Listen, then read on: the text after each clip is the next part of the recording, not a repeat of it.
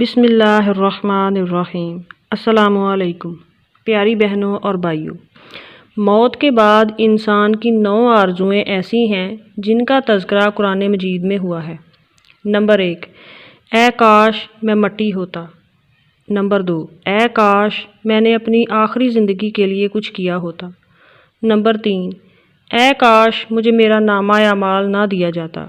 Number 4، اے کاش میں فلاں کو دوست نہ بناتا۔ نمبر 5، اے کاش میں نے اللہ اور اس کے رسول کی فرما برداری کی ہوتی۔ نمبر 6، اے کاش میں رسول کا راستہ اپنا لیتا۔ نمبر 7، اے کاش میں بھی ان کے ساتھ ہوتا تو بہت بڑی کامیابی حاصل کر لیتا۔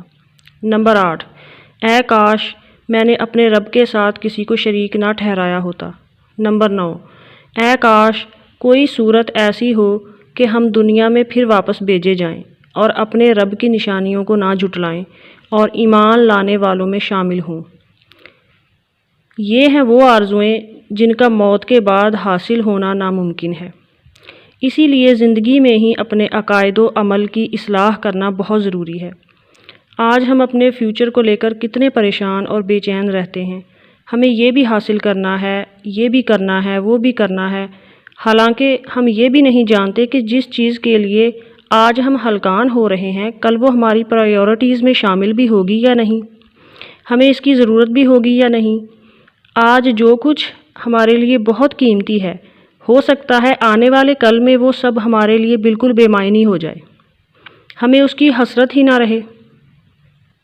لیکن ہمیں اس زندگی کی کوئی فکر نہیں جو ایک اٹل حقیقت ہے اور وہ ٹل بھی نہیں سکتی۔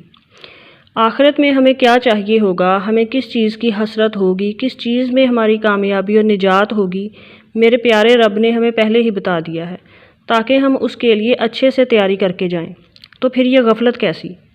اگر ہم آج ان حسرتوں پر کام کریں گے تو کل آخرت میں ہمارا شمار حسرت کرنے والوں میں نہیں بلکہ کامیاب لوگوں میں ہوگا، جو کہ حقیقی کامیابی ہے۔